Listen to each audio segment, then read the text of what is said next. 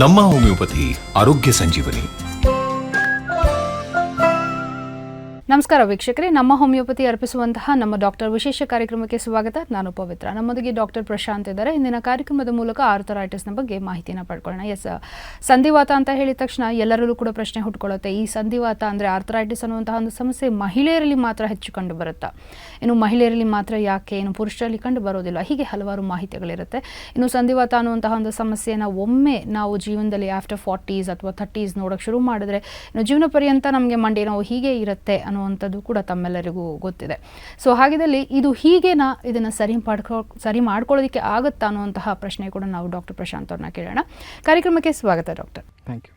ಇನ್ನು ನಮ್ಮ ಹೋಮಿಯೋಪತಿ ನಿಮಗೆ ಹಲವಾರು ಶಾಖೆಗಳಿದೆ. ಬೆಂಗಳೂರಿನಲ್ಲಿ ಕೂಡ 2 ಶಾಖೆಗಳು, ಮಲ್ಲೇಶ್ವರಂ ಮತ್ತು ಜಯನಗರ್. ಇದಲ್ಲದೆ ಇನ್ನು ಮೈಸೂರು, ಹುಬ್ಬಳ್ಳಿ, ದಾವಣಗೆರೆ, ಶಿವಮೊಗ್ಗ, ಇದಲ್ಲದೆ ಹೊಸಪೇಟೆಯಲ್ಲಿ ಮತ್ತು ಗುಲ್ಬರ್ಗದಲ್ಲಿ ಕೂಡ ಇದೆ. ಸೊ ಹತ್ತಿರವಾದಂತಹ ಶಾಖೆಗೆ ತಾವು ಕೂಡ ನೇರ ಭೇಟಿ ಮಾಡ್ಬೋದು ವೀಕ್ಷಕರೇ. ಇನ್ನು ಟಿವಿ ಸ್ಕ್ರೀನ್ ಮೇಲೆ ಹೋಗೋ ನಂಬರ್ಗೆ ಕರೆ ಮಾಡಿ ಹೆಚ್ಚಿನ ಮಾಹಿತಿಯನ್ನು ಟೆಲಿಕಾಲರ್ಸ್ ನಿಮಗೆ ನೀಡ್ತಾರೆ. ಸೊ ಇನ್ನು ಆರ್ಥರೈಟಿಸ್ ಅಂತ ಬಂದಾಗ ಹಲವಾರು ರೀತಿಯಾದಂತಹ ಆರ್ಥರೈಟಿಸ್ಗಳಿರುತ್ತೆ. ಇದ್ರ ಬಗ್ಗೆ ಕೂಡ ಮಾಹಿತಿಯನ್ನು ಪಡ್ಕೊಳ್ಳೋಣ. ಸೊ ಮೊದಲಿಗೆ ಆರ್ಥರೈಟಿಸ್ ಅಂದರೆ ಏನು? ಯಾಕಂದರೆ ಜನಗಳಲ್ಲಿ ಒಂದು ಪ್ರಶ್ನೆ ಹುಟ್ಕೊಳ್ಳುತ್ತೆ ಡಾಕ್ಟರ್, ಎಲ್ಲೋ ಒಂದು ಕಡೆ ಮಂಡಿ ನೋವು, ಎಲ್ಲೋ ಬೆನ್ನು ನೋವು ಅಥವಾ ಒಂದು ಲೋವರ್ ಬ್ಯಾಕ್ ಪೇನ್ ಅಂತ ಹೇಳಿದ ತಕ್ಷಣ ಎಲ್ಲಿ ಈ ಒಂದು ಸಂಧಿವಾತದ ಸಮಸ್ಯೆಯಲ್ಲಿ ನಾವು ಸಿಲುಕಿದ್ದೀವಿ ಅನ್ನುವಂತಹ ಪ್ರಶ್ನೆ ಯಾವಾಗಲೂ ಇರುತ್ತೆ. ಸೊ ಹಾಗಿದ್ದಲ್ಲಿ ಎಲ್ಲ ರೀತಿಯಾದಂತಹ ಮೂಳೆಗಳ ನೋವು ಆರ್ಥರೈಟಿಸ್ ಆಗೋದಕ್ಕೆ ಸಾಧ್ಯನಾ? What is this actually? ಇವತ್ತಿನ ವಿಷಯ ಅನ್ನೋದು ಬಂದ್ಬಿಟ್ಟು ಆರ್ಥರೈಟಿಸ್, ಅಥವಾ ಅದನ್ನು ನಾವು ಕನ್ನಡದಲ್ಲಿ ಸಂಧಿವಾತ ಅಂತ ಹೇಳ್ತೀವಿ. ಸೊ ಜನರಲಿ ನೀವು ಹೇಳ್ತಾ ಇರೋ ಪ್ರಕಾರ ಒಂದು 10 ವರ್ಷದ ಕೆಳಗಡೆ ನೋಡೋದಾಗಿದ್ರೆ ಈ ಒಂದು ಕಾಯಿಲೆನ ನಾವು ಏಜ್ ರಿಲೇಟೆಡ್ ಕಾಯಿಲೆ ಅಂತಲೇ ಹೇಳ್ತಾ ಇದ್ವಿ. ಅಂದರೆ ವಯಸ್ಸು ಆಗ್ತಾ ಯಾವ ರೀತಿ ಒಂದು 55 ವರ್ಷ 60 ವರ್ಷ ಈ ಒಂದು ಏಜ್ ಮುಗಿತಾ ಮೂಳೆಗಳು ಅದ್ರ ಶಕ್ತಿ ಕೂಡ ಕಳ್ಕೊಳ್ಳೋಕೆ ಶುರು ಆಗಿಬಿಡುತ್ತೆ. ಆ ಒಂದು ಡೆನ್ಸಿಟಿ ಯಾವಾಗ ಕಮ್ಮಿ ಆಗ್ತಾ ಬರುತ್ತೆ ಈ ಒಂದು ಮೂಳೆಗಳಲ್ಲಿ, ಅದ್ರ ಮೂಲಕ ಈ ಒಂದು ಕಾಯಿಲೆಗೆ ತುತ್ತಾಗ್ತಾ ಇರೋದು ನೋಡ್ತಾ ಇದ್ವಿ. ಹಾಗಾಗಿನೇ ಒಂದು 100ರಲ್ಲಿ ಈಗ ಆರ್ಥರೈಟಿಸಿಂದ ಸಫರ್ ಆಗ್ತಾ ಇದ್ದಾರೆ ಅಂದರೆ ಆಲ್ಮೋಸ್ಟ್ ಒಂದು 20 to 30% ಪೇಷಂಟ್ಗಳಲ್ಲಿ ಮಾತ್ರ ಈ ಥರ ಒಂದು ಆಸ್ಟಿಯೋ ಆರ್ಥರೈಟಿಸ್ ಅನ್ನೋ ಸಮಸ್ಯೆ ನೋಡ್ತಾ ಇದ್ವಿ. ಆದರೆ ಈ ಒಂದು ಪ್ರೆಸೆಂಟ್ ಜನ್ರೇಷನಲ್ಲಿ ಏನಾಗ್ತಾ ಇದೆ, ನಮ್ಮ ಒಂದು ಲೈಫ್ ಸ್ಟೈಲ್ ಆಗಿರ್ಬೋದು, ಒಂದು ಸರೆಂಟರಿ ಲೈಫ್ ಲೀಡ್ ಮಾಡ್ತಾ ಇರೋದಾಗಿರ್ಬೋದು, ಒಂದು ಫುಡ್ ಹ್ಯಾಬಿಟ್ಸ್ ಅನ್ನೋದಾಗಿರ್ಬೋದು, ಇದು ಎಲ್ಲದನ್ನು ಈ ಒಂದು ಕಾಯಿಲೆನ ಅರ್ಲಿಯರ್ ಏಜಲ್ಲೇ ತರೋದಕ್ಕೆ ಅಥವಾ ತುತ್ತಾಗೋದಕ್ಕೆ ಕಾರಣ ಆಗ್ತಾಯಿದೆ ಅಂತ ತಿಳಿಸ್ಬೋದು. ಅದ್ರ ಜೊತೆಗೆ ಈ ಒಂದು ಆರ್ಥರೈಟಿಸ್ ಅನ್ನೋದು ನಾವು ಡಿಫೈನ್ ಮಾಡಬೇಕು, ಅದ್ರ ಬಗ್ಗೆ ಹೆಚ್ಚಿನ ಮಾಹಿತಿ ಅನ್ನೋದು ತೊಗೋಬೇಕು ಅಂದಲ್ಲಿ, ಸೊ ಆರ್ಥರೈಟಿಸ್ನ ನಾವು ಡಿಫೈನ್ ಮಾಡಬೇಕು ಅಂದಲ್ಲಿ ಆರ್ಥೋ ಅಂದರೆ ಜಾಯಿಂಟು, ಐಟೀಸ್ ಅಂದರೆ ಇನ್ಫ್ಲಮೇಷನ್ ಅಂತ ಹೇಳ್ತೀವಿ. ಅಂದರೆ ಯಾವಾಗ ಒಂದು ಜಾಯಿಂಟಲ್ಲಿ ಇನ್ಫ್ಲಮೇಷನ್ ಅಥವಾ ಇನ್ಫೆಕ್ಷನ್ ಅದು ಹುಟ್ಕೊಳ್ಳೋಕೆ ಶುರು ಆಗ್ತಾ ಇದೆ, ಆ ಒಂದು ಪರ್ಟಿಕ್ಯುಲರ್ ಇನ್ಫ್ಲಮೇಷನ್ನ ಮೂಲಕ ಆ ಒಂದು ಪ್ರೆಸೆಂಟ್ ಕಂಡೀಷನಲ್ಲಿ ಆ ಒಂದು ಜಾಯಿಂಟಲ್ಲಿ ನೋವು ಅನ್ನೋದು ಉಂಟಾಗೋಕ್ಕೆ ಯಾವಾಗ ಶುರು ಆಗ್ತಾ ಇದೆ, ಆ ಒಂದು ನೋವಿನ ಮೂಲಕ ಸೊ ಈ ಒಂದು ಜಾಯಿಂಟಲ್ಲಿ ಅದ್ರ ಫಂಕ್ಷನಿಂಗಲ್ಲೇ ವ್ಯತ್ಯಾಸ ಅನ್ನೋದು ಕಾಣಿಸೋದಕ್ಕೆ ಶುರು ಆಗ್ತಾ ಬರೋದು. ಸೊ ಆ ಒಂದು ನೋವು ಮೋರ್ ದೆನ್ 15 ಡೇಸ್ ಆಗಿದೆ, ಈಗ 20 ಡೇಸ್ ಆಗಿದೆ, ಆದರೂ ಹಾಗೇ ಪರ್ಸಿಸ್ಟ್ ಆಗ್ತಾ ಇದೆ. ಪ್ಲಸ್ ಆ ಒಂದು ನೋವಿನ ಇಂಟೆನ್ಸಿಟಿ ಏನಿದೆ ದಿನೇ ದಿನೇ ಅದು ಬೆಳ್ಕೊಂಡು ಹೋಗ್ತಾ ಇದೆ. ಸೊ ಆ ಒಂದು ಸ್ಥಿತಿನೇ ನಾವು ಆರ್ಥರೈಟಿಸ್ ಅಂತ ತಿಳಿಸ್ಬೋದು. ಸೊ ಈ ರೀತಿ ಈ ಒಂದು ಆರ್ಥರೈಟಿಸ್ ಅನ್ನೋದು ಸ್ಟಾರ್ಟ್ ಆಗ್ತಾ ಇದೆ. ಅದರಲ್ಲೂ ಆರ್ಥರೈಟಿಸ್ ಅನ್ನೋದು ನಾವು ಕರೆಕ್ಟಾಗಿ ತಿಳ್ಕೋಬೇಕು, ಅದರದೇ ಆದ ವಿಧಗಳನ್ನು ಕರೆಕ್ಟಾಗಿ ಡಯಾಗ್ನೋಸ್ ಮಾಡಬೇಕು ಅಂದಲ್ಲಿ so more than 100 types of arthritis ಇದೆ. ಆದರೆ ಈ ಒಂದು ಪ್ರೆಸೆಂಟ್ ಜನ್ರೇಷನಲ್ಲಿ ಒಂದು 5ರಿಂದ 6 ಆರ್ಥರೈಟಿಸ್ ಇದೆ, ತುಂಬಾ ಕಾಮನ್ ಆಗಿ ಈ ಜನಗಳಲ್ಲಿ ಸಫರ್ ಆಗ್ತಾ ಇರೋದು ನೋಡ್ತಾ ಇದ್ದೀವಿ. ಸೊ ಆ ಒಂದು ಆರ್ಥರೈಟಿಸ್ಗಳನ್ನು ನಾವು ನೋಡೋದಾಗಿದ್ದರೆ first and foremost osteoarthritis ಅಂತ ಹೇಳ್ಬೋದು. ಸೊ ತುಂಬಾ ಕಾಮನ್ ಆಗಿ ಸಫರ್ ಆಗುವಂಥ ಒಂದು ಆರ್ಥರೈಟಿಸ್ ಈ ಆಸ್ಟಿಯೋ ಆರ್ಥರೈಟಿಸ್ ಅಂತ ತಿಳಿಸ್ಬೋದು. 2ನೇದಾಗಿ ಬಂದುಬಿಟ್ಟು ರುಮೆಟೆಡ್ ಆರ್ಥರೈಟಿಸ್ ಅಂತ ಹೇಳ್ತೀವಿ. ಸೊ 3ನೇದಾಗಿ ಕಾಮನ್ ಆಗಿ ನೋಡ್ತಾ ಇರೋದು ಗೌಟಿ ಆರ್ಥರೈಟಿಸ್ ಅಂತ ತಿಳಿಸ್ಬೋದು. 4ನೇದಾಗಿ ಬಂದುಬಿಟ್ಟು ಸೋರಿಯಾಟಿಕ್ ಆರ್ಥರೈಟಿಸ್ ಅಂತ ಹೇಳ್ತೀವಿ. ಮತ್ತು 5ನೇದಾಗಿ ಬಂದುಬಿಟ್ಟು ಸೆಪ್ಟಿಕ್ ಆರ್ಥರೈಟಿಸ್ ಅಥವಾ ವೈರಲ್ ಆರ್ಥರೈಟಿಸ್ ಅಂತ ಕೂಡ ತಿಳಿಸ್ಬೋದು. ಸೊ ಈ ಒಂದು 4ರಿಂದ 5 ಆರ್ಥರೈಟಿಸ್ ಏನಿದೆ ತುಂಬಾ ಕಾಮನ್ ಆಗಿ ಸಫರ್ ಆಗ್ತಾ ಇರೋದು ಪೇಷಂಟ್ಗಳಲ್ಲಿ ನೋಡ್ತಾ ಇದ್ದೀವಿ. ಅದರಲ್ಲೂ ಕ್ಲಿನಿಕಲ್ಲಿ ಎಷ್ಟೋ ಜನ ಪೇಷಂಟ್ಸ್ ಬರ್ತಾರೆ, ಸೊ ನನಗೆ ಜಾಯಿಂಟ್ಸ್ ಪೇನ್ ಇದೆ, ಸೊ ಅದಕ್ಕೆ ಮಾತ್ರೆಗಳನ್ನು ತೊಗೋತಾ ಇದ್ದೀನಿ, 4 ವರ್ಷ ಆಯಿತು, 5 ವರ್ಷ ಆಯಿತು, ಟ್ರೀಟ್ಮೆಂಟ್ ಅನ್ನೋದು ಪಡ್ಕೊಳ್ತಾ ಇದ್ದೀನಿ, ಆದರೆ ತೊಗೊಂಡಾಗ ನೋವು ಕಮ್ಮಿ ಆಗ್ತಾ ಇರುತ್ತೆ, ಯಾವಾಗ ಆ ಮಾತ್ರೆಗಳನ್ನು ಬಿಟ್ಬಿಡ್ತೀನಿ ಮತ್ತೆ ನೋವು ಅನ್ನೋದು ಶುರು ಆಗ್ತಾ ಇದೆ. ಸೊ ಇದರಿಂದ ಹೊರಗೆ ಯಾವ ರೀತಿ ಬರಬೇಕು, ಕಂಪ್ಲೀಟ್ ಸೊಲ್ಯೂಷನ್ ಸಿಗುತ್ತಾ ಅನ್ನೋದು ಎಷ್ಟೋ ಜನ ಕೇಳ್ತಾ ಇರೋದು ನೋಡ್ತಾ ಇರ್ತೀವಿ. ಆದರೆ ಒಂದು ಟ್ರೀಟ್ಮೆಂಟ್ ವಿಷಯದಲ್ಲಿ ಇಲ್ಲಿ ನೋಡೋದಾಗಿದ್ದರೆ ನೋವು ಅನ್ನೋದು ನಮಗೆ ಮೇಲ್ಗಡೆ ಕಾಣಿಸ್ತಾ ಇದೆ, ನೋವಿಗೋಸ್ಕರ ಮಾತ್ರೆಗಳನ್ನು ತೊಗೋತಾ ಇರ್ತೀವಿ. ಆದರೆ ನೋವು ಅನ್ನೋದು ಬರ್ತಾ ಇದೆ ಅಂದರೆ ನೋವಿನ ಹಿಂದ್ಗಡೆ ಇರೋ ಕಾರಣಗಳನ್ನು ನಾವು ಹಾಗೆ ಬಿಟ್ಬಿಡ್ತೀವಿ. ಯಾಕಂದರೆ ರೀಸನ್ ಯಾಕೆ ಬಂತು ಈ ಕಾಯಿಲೆ ಅನ್ನೋದನ್ನ ನಿಜವಾಗ್ಲೂ ಯಾಕಂದರೆ ಮೇಲ್ಗಡೆ ನಮಗೆ ಕಾಣಿಸ್ತಾ ಇರೋದೇ ಒಂದು ನೋವು, ಅಥವಾ ಆ ಒಂದು ಜಾಯಿಂಟಲ್ಲಿ ಮೂಮೆಂಟ್ ಅನ್ನೋದು ಮಾಡೋಕ್ಕಾಗ್ತಾ ಇಲ್ಲ, ಅಥವಾ ಆ ಒಂದು ಜಾಯಿಂಟಲ್ಲಿ ಊತ ಕಾಣಿಸ್ತಾ ಇದೆ.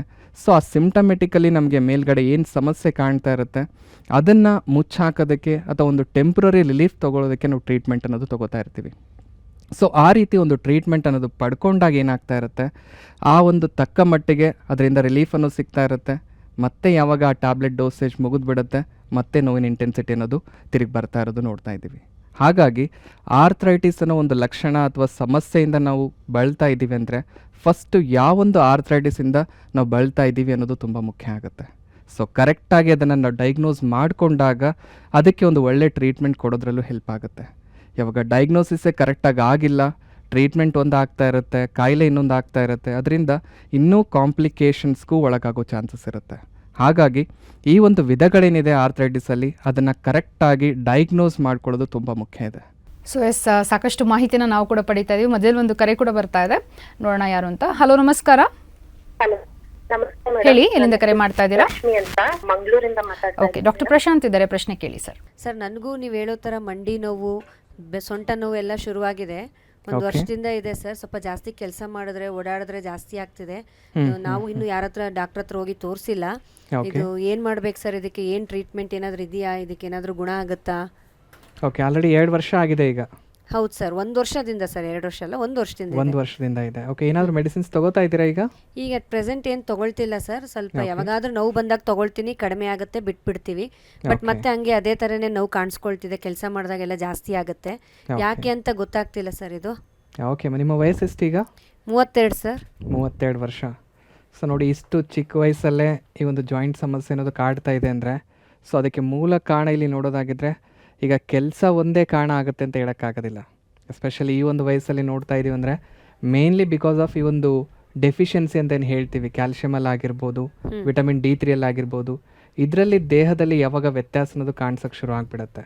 ಅಂದರೆ ಮೂಳೆಗಳಿಗೆ ಎಷ್ಟರ ಮಟ್ಟಿಗೆ ಈ ಒಂದು ಕ್ಯಾಲ್ಶಿಯಂ ಆಗಿರ್ಬೋದು, ವಿಟಮಿನ್ D3 ಅಗತ್ಯ ಇರುತ್ತೆ, ಟೈಮ್ ಟು ಟೈಮ್ ಅದು ಸಿಗ್ತಾನೆ ಇಲ್ಲ ಅಂದಾಗ ಏನಾಗ್ಬಿಡುತ್ತೆ, ಅರ್ಲಿಯರ್ ಏಜಸ್ಸಲ್ಲೇ ಈ ಥರ ಸಮಸ್ಯೆಗಳು ಉಲ್ಬಣ ಆಗೋದಕ್ಕೆ ಶುರು ಆಗ್ತಾ ಇದೆ. ಸೊ ಹಾಗಾಗಿ ಆದಷ್ಟು ಸ್ವಲ್ಪ ಫುಡ್ ಹ್ಯಾಬಿಟ್ಸಲ್ಲಿ ವ್ಯತ್ಯಾಸ ಮಾಡ್ಕೊಳ್ಳೋದು ತುಂಬಾ ಮುಖ್ಯ ಇರುತ್ತೆ. ಒಂದು ಎರಡನೇದು, ಈ ಒಂದು ಚಿಕ್ಕ ವಯಸ್ಸಲ್ಲೇ ಬರ್ತಾ ಇದೆ ಅಂದಾಗ ಸ್ವಲ್ಪ ಫುಡ್ ಹ್ಯಾಬಿಟ್ಸ್ಗಳ ಜೊತೆಗೆ ಫಿಸಿಕಲ್ ಆ್ಯಕ್ಟಿವಿಟೀಸ್ ಕೂಡ ತುಂಬ ಇಂಪಾರ್ಟೆಂಟ್ ಇರುತ್ತೆ. ಯಾಕಂದರೆ ನೀವು ಹೇಳ್ತಾ ಇದ್ರಿ, ಈಗ ಮಂಡಿ ನೋವಿನ ಜೊತೆಗೆ ಸೊಂಟ ನೋವು ಕೂಡ ಬರ್ತಾ ಇದೆ. ಕೆಲಸ ಮಾಡಿದಾಗ ಆ ನೋವು ಇನ್ನೂ ಜಾಸ್ತಿನೇ ಆಗ್ತಾ ಇದೆ. ಅದರ ಅರ್ಥ ಅದರ ಮೇಲೆ ಪ್ರೆಷರ್ ಬಿದ್ದಾಗಲೆಲ್ಲ ಆ ನೋವಿನ ಇಂಟೆನ್ಸಿಟಿ ಬೆಳೀತಾ ಇದೆ. ಸೊ ಹಾಗಿದ್ದಾಗ ಆದಷ್ಟು ಸ್ವಲ್ಪ ಅರ್ಲಿ ಮಾರ್ನಿಂಗ್ ಟೈಮಲ್ಲಿ ಸ್ವಲ್ಪ ವಾಕ್ ಮಾಡ್ಕೊಳ್ಳೋದು, ಫಿಸಿಕಲಿ ಒಂದಿಷ್ಟು ಎಕ್ಸಸೈಸ್ಗಳನ್ನು ಮಾಡ್ಕೊಳ್ಳೋದು ತುಂಬಾ ಮುಖ್ಯ ಆಗುತ್ತೆ. ಈ ಒಂದು ಫಿಸಿಕಲ್ ಆ್ಯಕ್ಟಿವಿಟೀಸ್ನ ಜೊತೆಗೆ ಈಗ ಫುಡ್ ಹ್ಯಾಬಿಟ್ಸಲ್ಲಿ ನಾವು ಹೇಳ್ತಾ ಇರ್ತೀವಿ, ಸ್ವಲ್ಪ ಕ್ಯಾಲ್ಶಿಯಂ ಕಂಟೆಂಟ್ ಇರೋ ಫುಡ್ಗಳನ್ನು ಜಾಸ್ತಿ ತೊಗೊಳ್ತಾ ಬರೋದು. ಹಾಲಾಗಿರ್ಬೋದು, ಮೊಟ್ಟೆ ಆಗಿರ್ಬೋದು, ಅಥವಾ ಈ ಒಂದು ಹಸಿರು ತರಕಾರಿಗಳಾಗಿರ್ಬೋದು, ಅಥವಾ ಫ್ರೂಟ್ಸ್ಗಳಾಗಿರ್ಬೋದು, ಈ ಥರ ಒಂದು ಫುಡ್ ಹ್ಯಾಬಿಟ್ಸಲ್ಲೂ ನಾವು ವ್ಯತ್ಯಾಸಗಳು ಮಾಡ್ತಾ ಬಂದಲ್ಲಿ ಇರೋ ಒಂದು ಸಮಸ್ಯೆನ ಫಸ್ಟು ಕಂಟ್ರೋಲ್ ಇಟ್ಕೊಳ್ಳೋದಕ್ಕೂ ಹೆಲ್ಪ್ ಆಗುತ್ತೆ. ಪ್ಲಸ್ ಅದ್ರ ಮೂಲಕ ಏನೆಲ್ಲ ಕಾಂಪ್ಲಿಕೇಶನ್ಸ್ ಆಗ್ತಾ ಇದೆ ಅದನ್ನು ಅವಾಯ್ಡ್ ಮಾಡೋದಕ್ಕೂ ಹೆಲ್ಪ್ ಆಗುತ್ತೆ. ಧನ್ಯವಾದ ಕರೆ ಮಾಡಿದ್ದಕ್ಕೆ. ಸೊ ಈಗಾಗಲೇ ಡಾಕ್ಟರ್ ಹೇಳಿದ ಹಾಗೆ ಹಲವಾರು ರೀತಿಯಾದಂಥ ಅಂದರೆ 100 ಟೈಪ್ಸ್ ಆಫ್ ಆರ್ಥ್ರೈಟಿಸ್ ಇದೆ. ಅದರಲ್ಲಿ ಮುಖ್ಯವಾದಂತಹ ಒಂದು ಟೈಪ್ಸ್ಗಳ ಬಗ್ಗೆ ಮಾತನಾಡೋಣ. So what are the types doctor? ಈ ಒಂದು ಆರ್ಥ್ರೈಟಿಸಲ್ಲಿ 5 ವಿಧ ಏನಿದೆ. ಸೊ ಅದರಲ್ಲೂ ತುಂಬಾ ಕಾಮನ್ ಆಗಿ ಬರ್ತಾ ಇರೋದು, ಮೊದಲನೇದಾಗಿ ನೋಡೋದಾಗಿದ್ದರೆ ಆಸ್ಟಿಯೋ ಆರ್ಥ್ರೈಟಿಸ್ ಅಂತ ಹೇಳ್ತೀವಿ. ಜನರಲಿ ಆಸ್ಟಿಯೋ ಆರ್ಥ್ರೈಟಿಸ್ನ ನಾವು ಡಿಜೆನರೇಟಿವ್ ಡಿಸೀಸ್ ಅಂತ ಕರಿತೀವಿ. ಈಗ ನೀವು ಹೇಳ್ತಾ ಇದ್ರಿ ಸ್ಟಾರ್ಟಿಂಗಲ್ಲಿ ವಯಸ್ಸಾಗ್ತಾನೆ ಬರ್ತಾ ಇತ್ತು ಈ ಒಂದು ಕಾಯಿಲೆ. ಸೊ ಆ ಒಂದು ಕಾಯಿಲೆನೇ ಈ ಆಸ್ಟಿಯೋ ಆರ್ಥ್ರೈಟಿಸ್ ಅಂತ ವಯಸ್ಸಾಗ್ತಾ ಇದೆ. ಸೊ ಅದ್ರ ಜೊತೆಗೆ ಮೂಳೆಗಳು ಅದರ ಡೆನ್ಸಿಟಿ ಕೂಡ ಕಳ್ಕೊಳ್ತಾ ಇದೆ, ಸಾಂದ್ರತೆ ಕೂಡ ಕಳ್ಕೊಳ್ತಾ ಇದೆ. ಅದ್ರ ಮೂಲಕ ಈ ಒಂದು ಕಾಯಿಲೆಗೆ ತುತ್ತಾಗ್ತಾ ಇರೋದು ನೋಡ್ತಾ ಇದ್ದೀವಿ. ಸೊ ಅದರಲ್ಲೂ ಈ ಒಂದು ಡಿಜೆನರೇಟಿವ್ ಕಂಡೀಷನ್ ಅಂದರೆ ಮೂಳೆಗಳು ಅದರ ಡೆನ್ಸಿಟಿ ಅನ್ನೋದು ಕಳ್ಕೊಳ್ತಾ ಇದೆ. ಸೊ ಅದರ ಜೊತೆಗೆ ಈಗ ಏಜ್ ರಿಲೇಟೆಡ್ ಡಿಸೀಸ್ ಅಂತ ಕೂಡ ಇದನ್ನು ನಾವು ಕರಿಬೋದು. ಓಕೆ. ಸೊ ಒಂದು 10 ವರ್ಷದ ಕೆಳಗಡೆ ನಾ ಹೇಳ್ತಾ ಇದ್ದೆ, ಒಂದು 55-60 ವಯಸ್ಸಾದಮೇಲೆ ಈ ಒಂದು ಸಮಸ್ಯೆ ಕಾಡ್ತಾ ಇದೆ. ಆದರೆ ಈ ಒಂದು ಪ್ರೆಸೆಂಟ್ ಜನ್ರೇಷನಲ್ಲಿ ಆ ಒಂದು ಏಜ್ ಪೀರಿಯಡ್ ಕೂಡ ಈಗ ಕಮ್ಮಿ ಆಗ್ತಾ ಇರೋದು ನೋಡ್ತಾ ಇದ್ದೀವಿ. ಈಗ 40, 45, 50 ಈ ಒಂದು ವಯಸ್ಸಿನವ್ರಿಗೂ ಕೂಡ ಈ ಒಂದು ಸಮಸ್ಯೆಯಿಂದ ಬಳಲ್ತಾ ಇರೋದು ನೋಡ್ತಾ ಇದ್ದೀವಿ. ಸೊ ಅಷ್ಟರ ಮಟ್ಟಿಗೆ ಈ ಒಂದು ಆಸ್ಟಿಯೋ ಆರ್ಥ್ರೈಟಿಸ್ ಕಾಮನ್ ಆಗಿ ಸಫರ್ ಆಗ್ತಾ ಇರೋದು ನೋಡ್ತಾ ಇದ್ದೀವಿ. ಫಾರ್ ಎಕ್ಸಾಂಪಲ್, ಈಗ ಎಷ್ಟೋ ಜನ ಕ್ಲಿನಿಕಲ್ಲಿ ವಿಸಿಟ್ ಆಗ್ತಾ ಇರೋದು ನೋಡ್ತಾ ಇದ್ದೀವಿ. ಆರ್ಥ್ರೈಟಿಸಲ್ಲಿ ಒಂದು 100 ಜನ ಆರ್ಥ್ರೈಟಿಸಿಂದ ಸಫರ್ ಆಗ್ತಾ ಇದ್ದಾರೆ ಅಂದರೆ ಆಲ್ಮೋಸ್ಟ್ ಒಂದು 45-50% ಜನ ಏನಿದ್ದಾರೆ ಈ ಒಂದು ಆಸ್ಟಿಯೋ ಆರ್ಥ್ರೈಟಿಸಿಂದ ಸಫರ್ ಆಗ್ತಾ ಇರೋದು ನೋಡ್ತಾ ಇದ್ದೀವಿ. ಓಕೆ. ಸೊ ಅಷ್ಟು ತುಂಬಾ ಕಾಮನ್ ಆಗಿ ಬೆಳ್ತಾ ಇರೋದು. ಈಗ ಫ್ಯಾಮಿಲೀಸಲ್ಲಿ ನೋಡ್ತಾ ಇರ್ತೀವಿ, ಒಂದು ಫ್ಯಾಮಿಲಿಯಲ್ಲಿ ಈಗ ಪ್ರೆಸೆಂಟ್ ಜನ್ರೇಷನಲ್ಲಿ ಸೊ ಒಬ್ಬರಾದರೂ ಈ ಕಾಯಿಲೆಯಿಂದ ಬಳಲ್ತಾ ಇದ್ದಾರೆ. ಅದ್ರ ಜೊತೆಗೆ ರೇಷೋ ವೈಸ್ ನೋಡೋದಾಗಿದ್ದರೆ ಒಂದು ವರ್ಷಕ್ಕೆ 45-50 ಲಕ್ಷ ಜನ ಈ ಒಂದು ಕಾಯಿಲೆಗೆ ತುತ್ತಾಗ್ತಾ ಇರೋದು ನೋಡ್ತಾ ಇದ್ದೀವಿ. ಸೊ ಅಷ್ಟರ ಮಟ್ಟಿಗೆ ಕಾಮನ್ ಆಗಿ ಸಫರ್ ಆಗುವಂಥ ಒಂದು ಕಾಯಿಲೆ ಈ ಆರ್ಥ್ರೈಟಿಸ್ ಅಂತ ತಿಳಿಸ್ಬೋದು. ಅದ್ರ ಜೊತೆಗೆ ಆಸ್ಟಿಯೋ ಆರ್ಥ್ರೈಟಿಸ್ ಯಾಕೆ ಬರ್ತಾ ಇದೆ, ಇಷ್ಟು ಕಾಮನ್ ಆಗಿ ಯಾಕೆ ಬೆಳ್ಕೊಳ್ತಾ ಇದೆ, ಅದರದೇ ಆದ ಕಾರಣಗಳು ನಾವಿಲ್ಲಿ ನೋಡೋದಾಗಿದ್ದರೆ first and foremost mechanical stress ಅಂತ ಹೇಳ್ತಾ ಇದ್ದೀವಿ. ಈಗ ಸೈಕಲಾಜಿಕಲ್ ಸ್ಟ್ರೆಸ್ ಬೇರೆಯೇ ಆಗುತ್ತೆ. ಅದೇ ರೀತಿ ಈಗ ಮೆಕ್ಯಾನಿಕಲ್ ಸ್ಟ್ರೆಸ್ ಅಂದರೆ ನಮ್ಮ ಫಿಸಿಕಲ್ ಲೆವೆಲಲ್ಲಿ ನಾವು ಮಾಡ್ತಕ್ಕಂಥ ಕೆಲಸದ ಮೂಲಕ ದೇಹದ ಮೇಲೆ ಯಾವ ರೀತಿ ಪರಿಣಾಮ ಅನ್ನೋದು ಬೀರ್ತಾ ಇದೆ. ಈಗ ಎಷ್ಟೋ ಜನರಲ್ಲಿ ನೋಡ್ತಾ ಇರ್ತೀವಿ, ಈಗ ಜಾಸ್ತಿ ಹೊತ್ತು ಒಂದೇ ಜಾಗದಲ್ಲಿ ನಿಂತ್ಕೊಂಡು ಅಥವಾ ತುಂಬ ಹೊತ್ತು ಓಡಾಡಿಕೊಂಡು ಅಥವಾ ಜರ್ನಿ ಮಾಡಿಕೊಂಡು ಕಂಟಿನ್ಯೂಸ್ ಆಗಿ ಕೆಲಸ ಮಾಡ್ತಾ ಇರೋದು. ಸೊ ಕಂಟಿನ್ಯೂಸ್ ಆಗಿ ಆ ಥರ ಕೆಲಸ ಮಾಡ್ತಾ ಬಂದಾಗ ಈ ಒಂದು ವೇಟ್ ಬಿಯರಿಂಗ್ ಜಾಯಿಂಟ್ಸ್ ಅಂತ ಏನು ಹೇಳ್ತೀವಿ, ಈಗ ಮಂಡಿ ಇದೆ ಅಥವಾ ಹಿಪ್ ಜಾಯಿಂಟ್ ಇದೆ, ಸೊ ಈ ಒಂದು ಮೂಳೆಗಳ ಮೇಲೆ ಪ್ರತಿನಿತ್ಯ ಅದ್ರ ಒತ್ತಡ ಅನ್ನೋದು ಬೀಳ್ತಾ ಇರುತ್ತೆ. ಹಾಗಾಗಿನೇ ಈ ಒಂದು ಆಸ್ಟಿಯೋ ಆರ್ಥ್ರೈಟಿಸ್ ಏನಿದೆ, ದೊಡ್ಡ ಮೂಳೆಗಳು ಎಲ್ಲಿ ಕೂಡ್ಕೊಂಡಿದೆ, ಫಾರ್ ಎಕ್ಸಾಂಪಲ್ ಈ ನೀ ಜಾಯಿಂಟ್ ಆಗಿರ್ಬೋದು ಅಥವಾ ಹಿಪ್ ಜಾಯಿಂಟ್ ಆಗಿರ್ಬೋದು, ಎರಡು ದೊಡ್ಡ ಮೂಳೆಗಳು ಎಲ್ಲಿ ಕೂಡ್ಕೊಂಡಿದೆ ಆ ಒಂದು ಭಾಗದಲ್ಲೇ ಈ ಸಮಸ್ಯೆ ಅನ್ನೋದು ತುಂಬಾ ಕಾಮನ್ ಆಗಿ ಕಾಡ್ತಾ ಇದೆ. ಸೊ ಅದ್ರ ಜೊತೆಗೆ ಈಗ ಕಾರಣದಲ್ಲಿ ನಾನು ಹೇಳ್ತಾ ಇದ್ದೆ, ನಾವು ಮಾಡ್ತಕ್ಕಂಥ ಕೆಲಸ ಕೂಡ ಇಲ್ಲಿ ಕಾರಣ ಆಗ್ತಾ ಇದೆ. ಸೊ ಆ ಥರ ಕೆಲಸ ಇದೆ ಅಂದಾಗ ಆದಷ್ಟು ಆ ಕೆಲಸದಲ್ಲಿ ಮಧ್ಯದಲ್ಲಿ ಗ್ಯಾಪ್ ತೊಗೊಂಡು ಅಥವಾ ಇಂಟರ್ವಲ್ ತೊಗೊಂಡು ಸ್ವಲ್ಪ ರೆಸ್ಟ್ ತೊಗೊಂಡು ನಾವು ಕೆಲಸ ಮಾಡ್ತಾ ಬಂದಲ್ಲಿ ಈ ಥರ ಕಾಯಿಲೆಗಳಿಂದ ದೂರ ಇರೋದಕ್ಕೆ ಸಾಧ್ಯ ಆಗುತ್ತೆ. ಅದ್ರ ಜೊತೆಗೆ ಎಷ್ಟೋ ಜನ ಹೇಳ್ತಿರ್ತಾರೆ, ನಮ್ಮ ಮನೆಯಲ್ಲಿ ಬೇರೆ ಜನ ಇದ್ದಾರೆ, ನನಗಿನ್ನ ಜಾಸ್ತಿ ಕೆಲಸ ಮಾಡ್ತಾರೆ, ಆದರೆ ಅವ್ರಿಗೇನೂ ಇಲ್ಲ ಸಮಸ್ಯೆ, ನನಗೆ ಮಾತ್ರ ಸ್ವಲ್ಪ ಕೆಲಸ ಮಾಡ್ರೂ ಬರ್ತಾ ಇದೆ.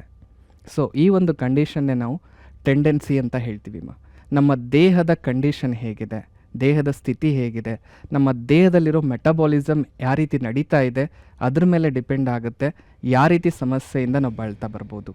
ಸೊ ಹಾಗಾಗಿನೇ ಪ್ರತಿಯೊಬ್ಬರಿಗೂ ಆರ್ಥ್ರೈಟಿಸ್ ಬರುತ್ತೆ ಅಂತ ಹೇಳೋಕ್ಕಾಗೋದಿಲ್ಲ. ಈಗ ಮನೆಯಲ್ಲಿ ಎಕ್ಸಾಂಪಲ್ ವೈಸ್ ನೋಡ್ತಾ ಇರ್ತೀವಿ, ಅದರಲ್ಲೂ ಡಾಕ್ಟರ್ಸ್ ಎಷ್ಟೋ ಜನ ಹೇಳ್ತಾ ಇರೋದು ನೋಡ್ತಾ ಇದ್ದೀವಿ, ತಂದೆ ತಾಯಿಗೆ ಶುಗರ್ ಇದೆನಾ ಮಕ್ಕಳಿಗೂ ಬಂದುಬಿಡುತ್ತೆ. ಸೊ ಅಲ್ಲಿ ನೋಡ್ತಾ ಇದ್ದೀವಿ 3 ಜನ ಮಕ್ಕಳಿದ್ದಾರೆ, ಒಬ್ಬರೇ ಸಫರ್ ಆಗ್ತಾ ಇರೋದು ನೋಡ್ತಾ ಇದ್ದೀವಿ, ಅಥವಾ ಒಬ್ರಿಗೂ ಆ ಒಂದು ಶುಗರ್ ಬರದೇ ಇರೋದು ಕೂಡ ನೋಡ್ತಾ ಇದ್ದೀವಿ. ಸೊ ಇಂಡಿವಿಜುವಲ್ ಅವರ ಒಂದು ಇಮ್ಯೂನ್ ಸಿಸ್ಟಮ್ ಯಾವ ರೀತಿ ಫಂಕ್ಷನ್ ಆಗ್ತಾ ಇದೆ, ಅವರ ದೇಹದಲ್ಲಿ ಈ ಒಂದು ಮೆಟಬಾಲಿಕ್ ಕಂಡೀಷನ್ ಯಾವ ರೀತಿ ಇದೆ, ಅದ್ರ ಮೇಲೆ ಈ ಒಂದು ಕಾಯಿಲೆಗಳು ಡಿಪೆಂಡ್ ಆಗ್ತಾ ಇರುತ್ತೆ. ಈ ಆಸ್ಟಿಯೋ ಆರ್ಥ್ರೈಟಿಸ್ ಕೂಡ ನೋಡ್ತಾ ಇದ್ದೀವಿ, ಆಲ್ಮೋಸ್ಟ್ ಒಂದು 25-30% ಚಾನ್ಸಸ್ ಇದೆ ಥ್ರೂ ಫ್ಯಾಮಿಲಿ ಹಿಸ್ಟ್ರಿ ಮೂಲಕ. ಸೊ ಮಕ್ಕಳಲ್ಲಿ ಕೂಡ ಕಾಣಿಸ್ತಕ್ಕಂಥದ್ದು ಆನುವಂಶಿಕವಾಗಿ ಕೂಡ ಬರುತ್ತೆ ನಿಜವಾಗ್ಲೂ. ಸೊ ಅದಕ್ಕೆ ಮೇನ್ ಕಾರಣ ನಮ್ಮ ಈ ಒಂದು ಇಮ್ಯೂನ್ ಸಿಸ್ಟಮ್ ಅಂತ ಕೂಡ ಹೇಳ್ಬೋದು. ಸೊ ಒಂದು ಮೆಕ್ಯಾನಿಕಲ್ ಸ್ಟ್ರೆಸ್ ಆಯಿತು ಕಾರಣ. ಎರಡನೇದಾಗಿ ಬಂದುಬಿಟ್ರೆ ಕ್ಯಾಲ್ಶಿಯಂ ಮತ್ತು ವಿಟಮಿನ್ D3 ಡೆಫಿಷಿಯನ್ಸಿ ಅನ್ನೋದು ಕಾಣಿಸ್ಕೊಂಡಾಗ. ಓಕೆ.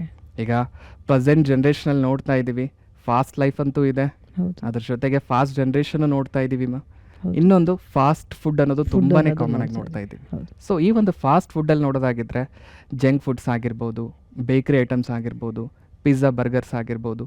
ಸೊ ಈ ಥರ ಫುಡ್ಗಳನ್ನೇ ನಾವು ಯಾವಾಗ ಜಾಸ್ತಿ ತೊಗೊಳಕ್ಕೆ ಶುರು ಮಾಡ್ತೀವಿ ಅಂದರೆ ನಮ್ಮ ದೇಹಕ್ಕೆ ಏನು ಅವಶ್ಯಕತೆ ಇದೆ ಅದನ್ನು ತಗೋತಾ ಇಲ್ಲ, ನಮಗೆ ನಾಲ್ಗೆಗೆ ಏನು ಸಿಹಿ ಅನಿಸುತ್ತೆ ಅದನ್ನೇ ನಾವು ಜಾಸ್ತಿ ತಗೋತಾ ಇದ್ದೀವಿ. ಸೊ ಆ ಒಂದು ಕಂಡೀಷನಲ್ಲಿ ಏನಾಗುತ್ತೆ, ದೇಹಕ್ಕೆ ಏನು ಅಗತ್ಯಗಳಿದೆ ಅದು ಸಿಗದೇ ಇದ್ದಾಗ ಆಟೋಮೆಟಿಕ್ಕಾಗಿ ನಮ್ಮ ದೇಹದಲ್ಲಿರೋ ಈ ಒಂದು ಇಂಬ್ಯಾಲೆನ್ಸಸ್ ಅನ್ನೋದು ಕಾಮನ್ ಆಗಿ ನೋಡ್ತಾ ಇದ್ದೀವಿ. ಅದರಲ್ಲೂ ಈ ಒಂದು ಕ್ಯಾಲ್ಶಿಯಂ ಆಗಿರ್ಬೋದು ಅಥವಾ ವಿಟಮಿನ್ D3 ಅನ್ನೋದಾಗಿರ್ಬೋದು, ಅದರಲ್ಲಿ ಯಾವಾಗ ಕಮ್ಮಿ ಆಗ್ತಾ ಬರುತ್ತೆ, ಸೊ ಅದರಲ್ಲಿ ಯಾವಾಗ ಕೊರತೆ ಅನ್ನೋದು ಕಾಣಿಸೋಕ್ಕೆ ಶುರು ಆಗಿಬಿಡುತ್ತೆ, ಆಟೋಮೆಟಿಕ್ಕಾಗಿ ನಮ್ಮ ದೇಹದಲ್ಲಿರೋ ಮೂಳೆಗಳಿಗೆ ಎಷ್ಟರ ಮಟ್ಟಿಗೆ ಆ ಒಂದು ಕ್ಯಾಲ್ಶಿಯಂನ ಮತ್ತು ವಿಟಮಿನ್ D3 ಅಗತ್ಯ ಇದೆ, ಸಮಯಕ್ಕೆ ಅದು ಸಿಗ್ತಾನೇ ಇಲ್ಲ. ಸೊ ಆಟೋಮೆಟಿಕ್ಕಾಗಿ ಆ ಒಂದು ಮೂಳೆಗಳು ಅರ್ಲಿಯರ್ ಏಜಲ್ಲೇ ಅದ್ರ ಶಕ್ತಿ ಕೂಡ ಕಳ್ಕೊಳ್ಳೋಕೆ ಶುರು. ಮತ್ತೊಬ್ರು ಕಾಲರ್ ಇದ್ದಾರೆ, ವೀಕ್ಷಕರೇ ನೋಡೋಣ. ಹಲೋ, ನಮಸ್ಕಾರ. ಮೇಡಮ್ ನಮಸ್ಕಾರ, ನನ್ನ ಹೆಸರು ಶಶಿಕುಮಾರ್ ಅಂತ. ಹೇಳಿ, ಎಲ್ಲಿಂದ ಕರೆ ಮಾಡ್ತಾ ಇದ್ದೀರಾ? ಮೇಡಮ್ ನಾವು ಗದಗಿಂದ ಮಾಡ್ತಿದ್ದೀವಿ. ಓಕೆ, ಡಾಕ್ಟರ್ ಪ್ರಶಾಂತ್ ಇದ್ದಾರೆ, ಮಾತನಾಡಿ. ಕೈಗಳಲ್ಲಿ ನಡುಕಗಳು ಸ್ಟಾರ್ಟ್ ಆಗಿದೆ. ಓಕೆ. ನಾವು ಹಾಸ್ಪಿಟ್ಲಿಗೆ ಹೋಗ್ಬೇಕು, ಬ್ಲಡ್ ಸ್ಯಾಂಪಲ್ ಕೊಡ್ಬೇಕಾದ್ರೆ ಅವ್ರು ಹೇಳಿದ್ದಾರೆ ರುಮ್ಯಾಟೆಡ್ ಆರ್ಥರೈಟಿಸ್ ಇದೆ ಅಂತ. ಓಕೆ. ಇವಾಗ ಅದು ತುಂಬ ಶೇಕಿ ಆಗ್ತಿದೆ ಸರ್, ಹ್ಯಾಂಡ್ಸ್ ಎಲ್ಲ. ಓಕೆ, ಅಂದರೆ ಈ ಬೆರಳುಗಳಲ್ಲಿ ನೋವು ಬರೋದು, ನಿಶಕ್ತಿ ಅನ್ಸೋದು, ಈ ರೀತಿ ಏನಾದರೂ ಅನ್ನಿಸ್ತಾ ಇದೆಯಾ? ಹೌದು ಸರ್. ಓಕೆ, ಎಷ್ಟು ದಿವಸ ಆಯಿತು ಈಗ? ಸರ್ ಆಲ್ಮೋಸ್ಟ್ ನನಗೆ 1.5 ಮಂತಿಂದ ಇದೆ. ಓಕೆ, 1.5 ತಿಂಗಳಾಗಿದೆ. ಓಕೆ, ಮತ್ತು ಏನು ಟ್ರೀಟ್ಮೆಂಟ್ ತೊಗೊಳ್ತಾ ಇದ್ದೀರಾ ಈಗ? ಇವಾಗ ಇಂಗ್ಲೀಷ್ ಮೆಡಿಸಿನ್ಸ್ ತೊಗೊತಾ ಇದ್ದೀವಿ. ಓಕೆ. ಬಟ್ ಇವಾಗ ಇನ್ನೂ ಇಂಪ್ರೂವ್ ಆಗ್ತಾ ಇಲ್ಲ ಅದು. ಓಕೆ. ಸೊ ಒಂದು ನೋಡಿ, ರುಮ್ಯಾಟೆಡ್ ಆರ್ಥ್ರೈಟಿಸ್ ಅಂತ ಡಯಾಗ್ನೋಸ್ ಮಾಡಿದ್ದಾರೆ ಅಂತ ಹೇಳ್ತಾ ಇದ್ದೀರಾ. ಸೊ ರಕ್ತದ ಪರೀಕ್ಷೆ ಮೂಲಕ ಅದನ್ನು ತಿಳ್ಕೊಳ್ಳೋದಕ್ಕೂ ಹೆಲ್ಪ್ ಆಗುತ್ತೆ. ಆ ರಕ್ತ ಪರೀಕ್ಷೆ ಕೂಡ ಮಾಡಿದ್ದಾರೆ ಅಂತ ಹೇಳ್ತಾ ಇದ್ದೀರಾ. ಸೊ ಈ ಒಂದು ಕಾಯಿಲೆನ ನಾವು ಅಟೋ ಇಮ್ಯೂನ್ ಡಿಸೀಸ್ ಅಂತ ಕರಿತಾ ಇದ್ದೀವಿ. ಅಂದರೆ ನಮ್ಮ ಒಂದು ಇಮ್ಯೂನ್ ಸಿಸ್ಟಮೇ ಯಾವಾಗ ವಿರುದ್ಧವಾಗಿ ಕೆಲಸ ಮಾಡೋದಕ್ಕೆ ಶುರು ಮಾಡ್ತಾ ಇದೆ, ಆ ಒಂದು ಕಂಡೀಷನಲ್ಲಿ ಹುಡ್ತಕ್ಕಂಥ ಒಂದು ಸಮಸ್ಯೆನೇ ಈ ರುಮ್ಯಾಟೆಡ್ ಆರ್ಥ್ರೈಟಿಸ್ ಅಂತ ತಿಳಿಸ್ಬೋದು. ಜನರಲಿ ನೀವು ಹೇಳ್ತಾ ಇರೋ ಪ್ರಕಾರ ಈ ಒಂದು ಸಮಸ್ಯೆ ಈ ಒಂದು ಸಣ್ಣ ಮೂಳೆಗಳು ಎಲ್ಲಿ ಕೂಡ್ಕೊಂಡಿದೆ, ಸಣ್ಣ ಜಾಯಿಂಟ್ಸ್ಗಳೇನಿದೆ, ಅಲ್ಲಿ ಈ ಒಂದು ಪ್ರಾಬ್ಲಮ್ ಇನಿಷಿಯಲಿ ಸ್ಟಾರ್ಟ್ ಆಗ್ತಾ ಇರೋದು. ಈಗ 1.5 ತಿಂಗಳ ಅಂತ ಹೇಳ್ತಾ ಇದ್ದೀರಾ. ಇನಿಷಿಯಲಿ ಈ ಒಂದು ಸ್ಮಾಲರ್ ಜಾಯಿಂಟ್ಸಲ್ಲಿ ಶುರುವಾಗೋ ಈ ಒಂದು ಸಮಸ್ಯೆ, ಅದನ್ನು ಯಾವ ರೀತಿ ನಿರ್ಲಕ್ಷ್ಯ ಮಾಡ್ತಾ ಹೋಗ್ತೀವಿ, ಬಾಡಿಯಲ್ಲಿರೋ ಪ್ರತಿಯೊಂದು ಜಾಯಿಂಟ್ಸ್ಗೂ ಕೂಡ ಇದು ಹರಡೋ ಚಾನ್ಸಸ್ ಇರುತ್ತೆ. ಹಾಗಾಗಿ ಇನಿಷಿಯಲ್ ಪೀರಿಯಡಲ್ಲೇ ಇದಕ್ಕೆ ಒಂದು ಟ್ರೀಟ್ಮೆಂಟ್ ಪಡ್ಕೊಳ್ಳೋದು ತುಂಬಾ ಮುಖ್ಯ ಇದೆ. ಎಸ್ಪೆಷಲಿ ಈ ಒಂದು ಕಾಯಿಲೆಯಲ್ಲಿ ಮುಂಜಾನೆ ಎದ್ದು ಕೂಡಲೇ ಆ ಒಂದು ಜಾಯಿಂಟ್ಸ್ಗಳ ಮೂಮೆಂಟು ಕೂಡ ಮಾಡೋಕ್ಕಾಗ್ತಾ ಇರೋದಿಲ್ಲ. ಅಷ್ಟರ ಮಟ್ಟಿಗೆ ನೋವು ಅನ್ನೋದು ಈ ಒಂದು ಕಾಯಿಲೆಯಲ್ಲಿ ನೋಡ್ತಾ ಇರ್ತೀವಿ. ಸೊ ಹಾಗಾಗಿ ನೆಗ್ಲೆಕ್ಟ್ ಮಾಡ್ದೇ ಆದಷ್ಟು ಬೇಗ ಈ ಒಂದು ಹೋಮಿಯೋಪತಿ ಮೆಡಿಸಿನ್ಸ್ನ ಸ್ಟಾರ್ಟ್ ಮಾಡ್ಕೊಳ್ಳೋದು ತುಂಬಾ ಮುಖ್ಯ ಇದೆ. ಒಂದು ಎರಡನೇದಾಗಿ ಬಂದುಬಿಟ್ಟು ಫುಡ್ ಹ್ಯಾಬಿಟ್ಸಲ್ಲೂ ಕೂಡ ಸ್ವಲ್ಪ ವ್ಯತ್ಯಾಸಗಳು ಮಾಡ್ಕೊಂಡ ಬಂದಲ್ಲಿ ಈ ಒಂದು ಕಾಯಿಲೆನ ಫರ್ದರ್ ಬೆಳೆದಿರೋ ಥರ, ಕಾಂಪ್ಲಿಕೇಟೆಡ್ ಆಗದಿರೋ ಥರ ಅವಾಯ್ಡ್ ಮಾಡ್ಕೊಳ್ಳೋದಕ್ಕೂ ಹೆಲ್ಪ್ ಆಗುತ್ತೆ. ಯಾಕಂದರೆ ಒಂದು ಸಲ ಕಾಂಪ್ಲಿಕೇಶನ್ ನಾವು ಎದುರಿಸೋದಕ್ಕೆ ಶುರು ಮಾಡ್ತಾ ಬಂದಲ್ಲಿ ಇದೇ ಒಂದು ಜಾಯಿಂಟ್ಸ್ಗಳ ಶೇಪ್ ಕೂಡ ಕಳ್ಕೊಳ್ಳೋ ಚಾನ್ಸಸ್ ಈ ಒಂದು ಕಾಯಿಲೆಯಲ್ಲಿ ನೋಡ್ತಾ ಇದ್ದೀವಿ. ಅಂದರೆ ಮೂಳೆಗಳು ಸೊಟ್ಟ ಆಗ್ತಾ ಬರೋದು, ಅದರ ಶೇಪ್ ಅನ್ನೋದು ಯಾವಾಗ ಕಳ್ಕೊಳ್ಳೋಕೆ ಶುರು ಆಗಿಬಿಡುತ್ತೆ, ಒಂದು ಸಲ ಒಂದು ಜಾಯಿಂಟು ಅದ್ರ ಶೇಪ್ ಕಳ್ಕೊಂಡಿದೆ ಅಂದಾಗ ಮತ್ತೆ ಯಾವುದೇ ಮೆಡಿಕೇಷನಿಂದ ಅದನ್ನು ಸರಿಪಡಿಸೋದಕ್ಕೆ ಸಾಧ್ಯ ಆಗ್ತಾ ಇರೋದಿಲ್ಲ. ಹಾಗಾಗಿ ಆದಷ್ಟು ಬೇಗ ಅದಕ್ಕೆ ಟ್ರೀಟ್ಮೆಂಟ್ ಪಡ್ಕೊಂಡು ಅದರಿಂದ ಹೊರಗೆ ಬರೋದು ತುಂಬ ಮುಖ್ಯ ಇದೆ. ಸೊ ಟ್ರೀಟ್ಮೆಂಟ್ ಅನ್ನೋದಿದೆ, ಲೈಫ್ ಟೈಮ್ ಟ್ರೀಟ್ಮೆಂಟ್ ಅನ್ನೋದು ಹೋಮಿಯೋಪತಿ ಮೆಡಿಕೇಷನ್ಸಲ್ಲಿ ಇರೋದಿಲ್ಲ. ಆದಷ್ಟು ಬೇಗ ನೀವು ಆ ಟ್ರೀಟ್ಮೆಂಟ್ ಅನ್ನೋದು ಸ್ಟಾರ್ಟ್ ಮಾಡ್ತಾ ಬಂದಲ್ಲಿ ಆ ಸಮಸ್ಯೆಯಿಂದ ಸಂಪೂರ್ಣವಾಗಿ ಹೊರಬರೋಕ್ಕೂ ಕೂಡ ಹೆಲ್ಪ್ ಮಾಡ್ಬೋದು ಅಂತ ತಿಳಿಸ್ಬೋದು. ನೋಡಿಪ್ಪ, ಕರೆ ಮಾಡಿದ್ದಕ್ಕೆ ಧನ್ಯವಾದ. ಈಗ ಲಕ್ಷಣಗಳ ಬಗ್ಗೆ ನೋಡೋದಾಗಿದ್ದರೆ, ಲಕ್ಷಣಗಳಲ್ಲಿ ಆರ್ಥ್ರೈಟಿಸ್ ಅನ್ನೋ ಹೆಸರಲ್ಲೇ ಹೇಳ್ಬೋದು. ಆರ್ಥ್ರೈಟಿಸ್ ಅಂದ ಕೂಡಲೇ ನೋವು ಅನ್ನೋದು ಸಹಜವಾಗಿದ್ದೇ ಇರುತ್ತೆ ಮೇಡಮ್. ಸೊ ಅದರಲ್ಲೂ ನೋವಿನಲ್ಲಿ ನೋಡೋದಾಗಿದ್ದರೆ ಇನಿಷಿಯಲಿ ಆ ಒಂದು ಜಾಯಿಂಟಲ್ಲಿ ಸ್ವಲ್ಪ ಮೂಮೆಂಟ್ ಆದರೂ ನನಗೆ ನೋವು ಅನ್ನೋದು ಕಾಣಿಸ್ತಾ ಇದೆ. ಸೊ ಆ ಥರ ನೋವು ಅನ್ನೋದು ಕಾಣಿಸಿದಾಗ ಜನರಲ್ಲಾಗಿ ಪ್ರತಿಯೊಬ್ಬ ಪೇಷಂಟಲ್ಲೂ ನಾವು ಎಕ್ಸ್ಪೆಕ್ಟ್ ಮಾಡ್ತಾ ಇರೋದು ಸ್ವಲ್ಪ ನೋವಿನ ಮಾತ್ರೆ ತೊಗೊಂಡ್ರೆ ಸಾಕು, ಅಥವಾ ಸ್ವಲ್ಪ ಮಸಾಜ್ ಮಾಡಿಕೊಂಡ್ರೆ ಸಾಕು. ಹಳ್ಳಿಗಳಲ್ಲಿ ನೋಡ್ತಾ ಇರ್ತೀವಿ, ಸ್ವಲ್ಪ ಬಿಸಿನೀರು ಹಾಕೋಣ, ಬಿಸಿನೀರು ಕಾವು ಕೊಟ್ಟರೆ ಸಾಕು, ಕಮ್ಮಿ ಆಗುತ್ತೆ. ಅಂದರೆ ಮೇಲ್ಪಟ್ಟಲ್ಲಿ ಏನು ನೋವು ಕಾಣಿಸ್ತಾ ಇರುತ್ತೆ ಅದಕ್ಕೆ ಮೆಡಿಸಿನ್ಸ್ ಅನ್ನೋದು ತೊಗೋತಾ ಇರ್ತಾರೆ, ತಕ್ಕ ಮಟ್ಟಿಗೆ ರಿಲೀಫ್ ಅನ್ನೋದು ಪಡ್ಕೊಳ್ತಾ ಇರ್ತಾರೆ. ಸೊ ಯಾವ ರೀತಿ ಆ ಒಂದು ಕಾಯಿಲೆನ ಒಳಮಟ್ಟಲ್ಲಿ ಬೆಳೆಯೋದಕ್ಕೆ ಬಿಡ್ತಾ ಇದ್ದಾರೆ, ಸೊ ನಿರ್ಲಕ್ಷ್ಯ ಮಾಡ್ತಾ ಇದ್ದಾರೆ.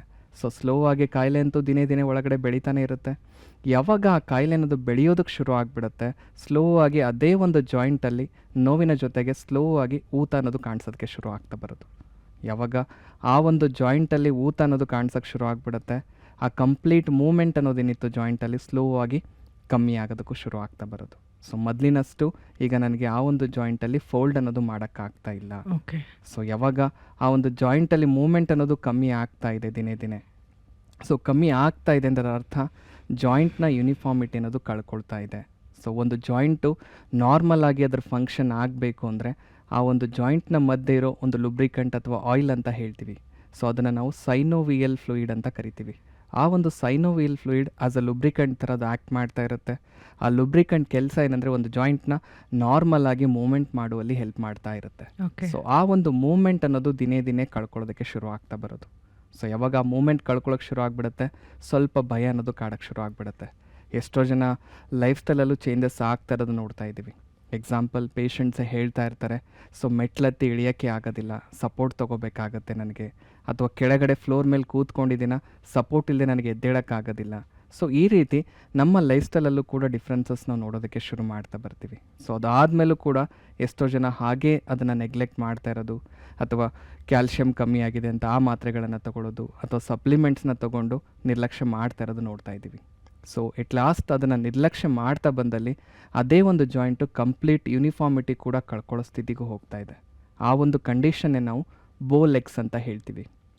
ಸೊ ನಾರ್ಮಲಿ ಎರಡು ಜಾಯಿಂಟ್ ಏನಿದೆ, ನಾರ್ಮಲ್ ಮೂಮೆಂಟ್ ಏನು ಆಗ್ತಾ ಇರುತ್ತೆ, ಆ ಬೋ ಲೆಗ್ಸಲ್ಲಿ ಏನಾಗ್ಬಿಡುತ್ತೆ ಅದೇ ಒಂದು ಜಾಯಿಂಟು ಸೊ ಅದ್ರ ಶೇಪ್ ಅನ್ನೋದು ಕಳ್ಕೊಳ್ಳೋದಕ್ಕೆ ಶುರು ಆಗೋದು. ಸೊ ಯಾವಾಗ ಶೇಪ್ ಕಳ್ಕೊಳ್ತಾ ಇದೆ ಅಂದಾಗ ಆ ಮೂಮೆಂಟ್ ಅನ್ನೋದು ಕಂಪ್ಲೀಟ್ ಲಾಸ್ ಆಗೋ ಚಾನ್ಸಸ್ ಇರುತ್ತೆ. ಎಷ್ಟೋ ಜನ ಬೆಡ್ ರಿಡನ್ ಕಂಡೀಷನಲ್ಲೂ ಕೂಡ ರೀಚ್ ಆಗ್ತಾ ಇದ್ದಾರೆ. ಹಾಗಾಗಿ ಈ ಒಂದು ಕಾಯಿಲೆಯಿಂದ ಸಫರ್ ಆಗ್ತಾ ಇದ್ದೀರಾ ಅಂದಲ್ಲಿ ಆದಷ್ಟು ಇನಿಷಿಯಲ್ ಪೀರಿಯಡಲ್ಲೇ ಅದಕ್ಕೆ ಒಂದು ಟ್ರೀಟ್ಮೆಂಟ್ ಅನ್ನೋದು ಪಡ್ಕೊಂಡಾಗ ಆ ಒಂದು ಸಮಸ್ಯೆಯಿಂದ ಕಂಪ್ಲೀಟಾಗಿ ಹೊರಬರೋದಕ್ಕೂ ಹೆಲ್ಪ್ ಆಗುತ್ತೆ.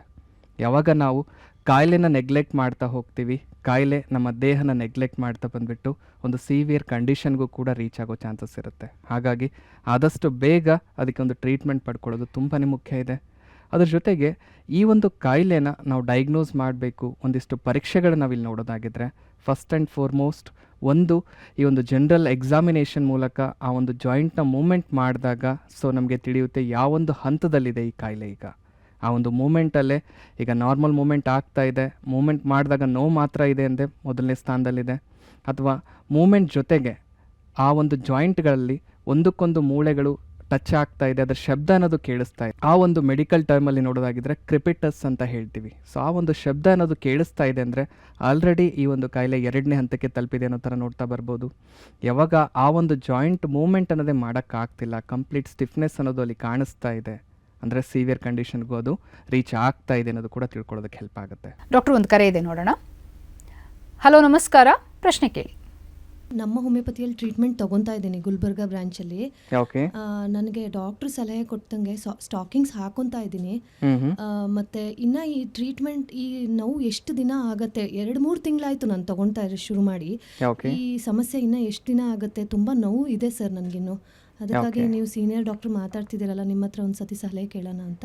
ಓಕೆ ಅಮ್ಮ, ಈಗ ಆಲ್ರೆಡಿ 2-3 ತಿಂಗಳು ಆಗಿದೆ ಅಂತ ಹೇಳ್ತಾ ಇದ್ದೀರಾ. ಮೆಡಿಸಿನ್ಸ್ ಕರೆಕ್ಟಾಗಿ ಫಾಲೋಅಪ್ ಮಾಡ್ತಾ ಇದ್ದೀರಾ? ಮಾಡ್ತಿದ್ದೀವಿ ಸರ್. ಓಕೆ, ಈಗ ಹೇಗಿದೆ ಕಂಡೀಷನು? ಯಾವ ರೀತಿ ಚೇಂಜಸ್ ಆಗ್ತಾ ಇದೆ? ಸ್ವಲ್ಪ ಬೆಟರ್ ಅನಿಸುತ್ತೆ, ಮತ್ತು ಹಾಗೆ ಆಗಾಗ ನೋವು ತುಂಬ ಕಾಣಿಸ್ಕೊಳುತ್ತೆ, ನರಗಳು ಊದ್ಕೊಂಡಿದೆ. ಎಸ್ಪೆಷಲಿ ಆ ನೋವು ಏನಾದರೂ ಜಾಸ್ತಿ ಹೊತ್ತು ನಿಂತ್ಕೊಂಡು ಕೆಲಸ ಮಾಡಿದಾಗ, ಜರ್ನಿ ಏನಾದ್ರು ಮಾಡಿದಾಗ ಜಾಸ್ತಿ ಆಗ್ತಾ ಇದೆನಾ? ಇಲ್ಲ, ಕಾಲು ಸ್ವಲ್ಪ ನಡೆದಾಡಿದಾಗ ಸ್ವಲ್ಪ ಜಾಸ್ತಿ ನೋವು, ನಿಂತ್ಕೊಂಡಾಗೂ ನೋವು ಜಾಸ್ತಿ ಕಾಣಿಸುತ್ತೆ. ಓಕೆ. ಸೊ ನಾನು ಸ್ಟಾರ್ಟ್ ಮಾಡಿದಾಗ ಟ್ರೀಟ್ಮೆಂಟು ಸಹ ಇದೇ ಹೇಳಿದೆ, ನೋವು ಜಾಸ್ತಿ ಇದೆ ಅಂತ. ಸ್ವಲ್ಪ ಬೆಟ್ರು, ಬಟ್ ಎಷ್ಟು ದಿನ ಬೇಕು ಸರ್ ಇದು ಟ್ರೀಟ್ಮೆಂಟಿಗೆ? ಹೌದು, ಯಾಕಂದರೆ ನೀವೊಬ್ಬರಂತಲ್ಲ, ಪ್ರತಿಯೊಬ್ಬ ಪೇಷಂಟು ಒಂದು ಕಾಯಿಲೆ ಅನ್ನೋದು ಬಂದಿದೆ ಅಂದಾಗ ಆದಷ್ಟು ಬೇಗ ಅದರಿಂದ ಹೊರಗೆ ಬರಬೇಕು ಅನ್ನೋದು ಆಲೋಚನೆ ಮಾಡ್ತಾ ಇರ್ತಾರೆ. ಸೊ ಒಂದು ನೋಡಿ, ಒಂದು ಕಾಯಿಲೆ ಅನ್ನೋದು ಹುಟ್ಕೊಂಡಿದೆ ಅಂದಾಗ ಸೊ ಅದು ಹುಟ್ಕೊಳ್ಳೋದಕ್ಕೆ, ಅದು ಬೆಳ್ಕೊಳ್ಳೋದಕ್ಕೆ ಏನು ಸಮಯ ತೊಗೊಂಡಿರುತ್ತೆ, ಅದನ್ನು ಸರಿಪಡಿಸ್ಬೇಕು ಅಂದರೂ ಕೂಡ ಆ ಒಂದು ಸಮಯ ಬೇಕಾಗೇ ಆಗುತ್ತೆ.